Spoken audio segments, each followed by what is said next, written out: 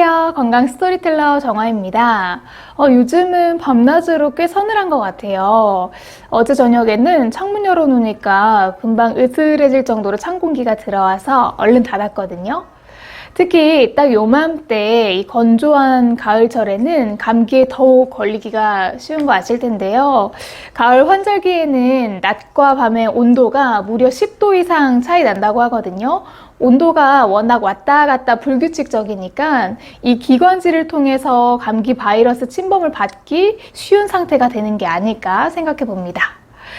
우리 환우님들은 면역력이 또 제일 중요한 부분이기도 하고, 체온이 1도씩 떨어질 때마다 이 면역력이 30% 감소되는 만큼 이 점점 추워지는 계절에 대비해서 체온 유지에 신경을 많이 쓰셔야 할 것 같아요.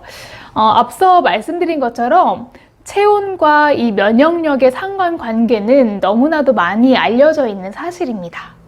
사람의 정상적인 기초 체온은 36.5도로 알고 계실 텐데요.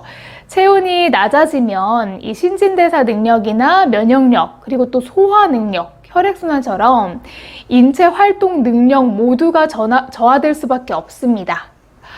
특히 제가 얼마 전에 우리 몸속 효소에 대해 다뤄본 적 있는데 기억나시나요?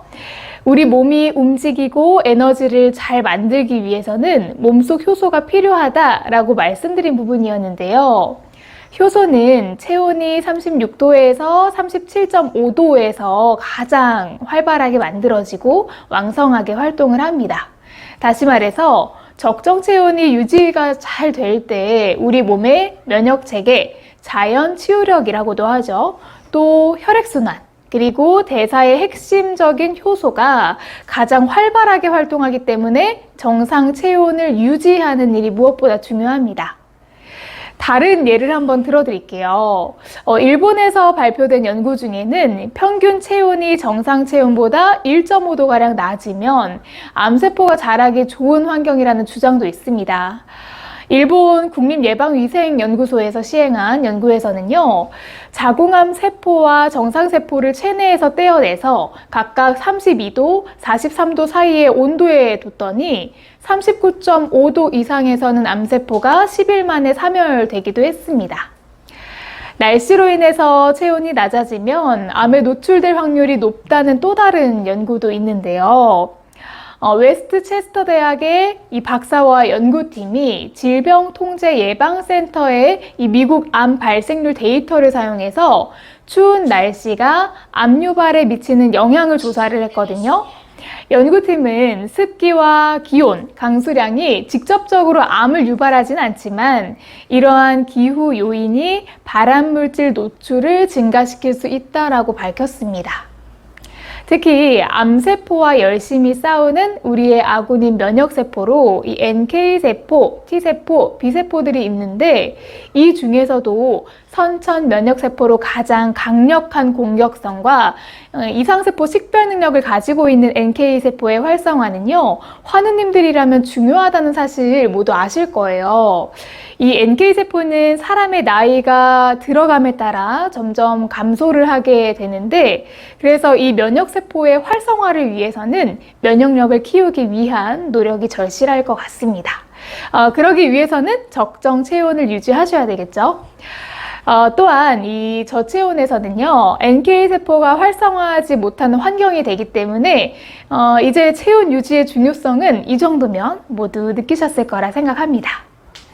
네, 그렇다면 본격적으로 몸을 따뜻하게 하는 방법이 무엇이 있을까요? 대부분 정상 체온은 36.5도 정도로 알고 계실 거예요. 그런데 사실 체온이라고 하는 건 밤과 낮의 영향도 받고, 나이의 영향도 받을 수 있고요. 또 구강 안에서 쟀는지, 직장, 학문의 온도를 쟀는지에 따라서도 정상 범위가 달라집니다. 그렇기 때문에 계절에 따른 급격한 체온 감소를 방지하기 위해 몸을 따뜻하게 하는 습관을 실천한다라는 게 중요한 포인트라고 하실 수가 있습니다. 요즘은 인터넷에서 이 체온과 암의 관계에 관련해서 심심치 않게 찾아볼 수 있는 정보 중에 이 암은 45도에서 죽는다라고 하면서 고주파 온열기구와 함께 많이 등장하는 것 한 번쯤 보셨을 것 같은데요.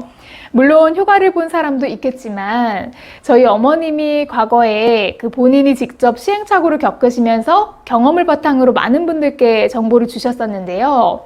암의 부위에 직접적인 열을 가하는 온열 치료를 한 6개월 정도 진행을 하시면서 경과를 지켜봤었는데 오히려 그 당시 어머님은 본인에게 맞지 않았다라고 말씀하신 부분도 있었습니다. 사람에 따라 상황에 따라 특정 치료법이 다르게 작용될 수도 있으니까요. 이 부분도 주의하실 필요는 있겠죠.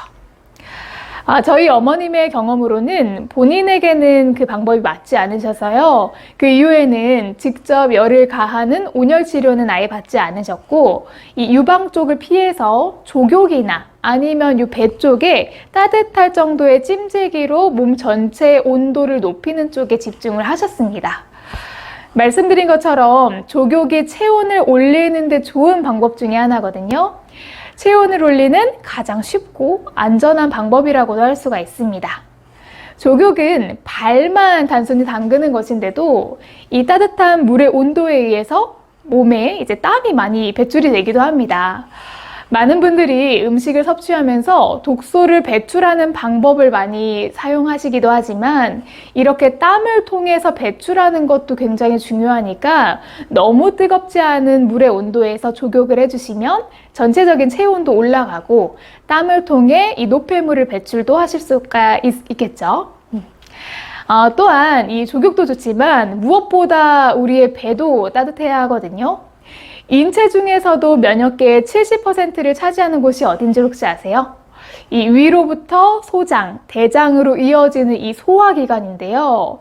배가 차갑지 않고 온기를 유지한다는 것은 뱃속의 장 환경이 건강하게 유지되고 있다는 뜻이니까 항상 배를 따뜻하게 유지해 주시는 게 좋겠습니다. 그리고 특히 복부에는 큰 대동맥과 대정맥이 지나고 있는데 이 큰 혈관인 만큼 당연히 혈액도 가장 많이 흐릅니다. 같은 시간이라도 복부를 따뜻하게 하면 이 손과 발보다 더 빨리 체온을 올릴 수 있는 방법이죠. 이에 더불어서 이 장이 많은 부분의 이 면역계를 차지하는 만큼 이 장내에 유익균이 많고 또 장의 환경이 좋아야 아무래도 면역력이 높아지잖아요. 그래서 소화효소가 풍부한 발효 음식도 많이 드시면서 면역에 힘써주시면 더 많은 도움을 받으실 수가 있습니다. 자, 체온을 올리는 안전하고 효과적인 방법 마지막은요, 당연히 식습관이겠죠. 몸을 따뜻하게 만들어주는 음식이라고 해서 웜업푸드라고 하는데 이 웜업푸드에는 무엇이 있을까요? 몸을 따뜻하게 하는 음식 중에 대표적인 것 아마 생각나실 거예요. 네, 바로 생강입니다. 겨울철에 따뜻한 생강차, 저는 이 겨울이 되면 직접 자주 만들어 마시기도 하거든요. 특히 생강을 드시면 이 알싸한 맛을 느끼실 수가 있잖아요. 이 매운맛을 내는 진저롤, 쇼가올 성분이 이 몸의 찬 기운을 바깥쪽으로 내보내고 이 몸을 따뜻하게 유지시켜주는 역할도 합니다. 이 생강 이외에도 마늘, 파, 양파에 들어있는 유아알릴 성분이 혈액도 촉진시키고 체온을 올려주니까요. 이 겨울철에 특히 많이 섭취해 주시면 도움을 많이 받으시겠죠. 자, 그 다음에 또 체온을 올리는 음식만큼 중요한 것 중에 하나가 바로 운동입니다. 너무나도 뻔한 이야기 같으신가요? 네, 하지만 우리 몸속 근육은 우리 몸에서 열을 만드는 곳인데요. 체열의 40% 이상이 근육에서 만들어지는데 이 사람이 움직이는 과정에서 근육이 수축, 이완을 반복해서 열을 냅니다. 반대로 근육이 부족하면 어떻게 될까요? 네, 근육이 부족하면 혈액이 몸 구석구석 퍼져나가지 못해서 체온 조절이 잘 안 될 수밖에 없겠죠. 심장에서 만들어진 이 따뜻한 혈액은 근육의 움직임을 통해 전신으로 퍼져나가야 하는데 이 때문에 근육이 감소한 어르신분들이나 아니면 식단을 극단적으로 줄여서 체중을 줄이신 분들, 특히 이분들은 추위를 유독 잘 탈 수밖에 없습니다. 전문가들은요, 노인도 근력을 키우면 겨울철에도 체온 유지가 그렇게 어렵지 않다라고 이야기하는 만큼 운동도 꾸준히 해주셔야 합니다. 자, 오늘 이렇게 면역력과 밀접한 관계에 있는 체온에 대해서 알아봤는데요. 특히 지금처럼 계절이 바뀌는 환절기에 이 순간의 방심으로 떨어질 수 있는 게 체온과 면역력이니까요. 작은 생활의 실천으로 환절기도 건강하게 모두 보내셨으면 좋겠습니다. 특히 채널을 보고 계시는 분들 중에서 열심히 치유하고 계시는 환우님들 많으실 텐데요. 단기간에 빨리 효과를 볼 수 있는 치료법이 있다면 우리는 주저할 이유는 없죠. 하지만 무엇보다도 평상시의 생활 습관으로 몸의 자연스러운 회복 능력을 북돋아 주는 것. 이게 바로 현재 우리가 가장 잘할 수 있는 안전하고 현명한 방법이 아닐까 생각합니다. 네, 그러면 이 방송을 보시는 모든 분들 건강한 가을 나셨으면 좋겠고요. 참고로 스트레스도 체온을 떨어뜨리는 그 중요한 요인이 또 될 수가 있으니까 일상 속에서 작은 행복을 찾으시면서 보내셨으면 좋겠습니다. 네, 오늘도 이야기 들어주셔서 감사합니다. 항상 건강하세요.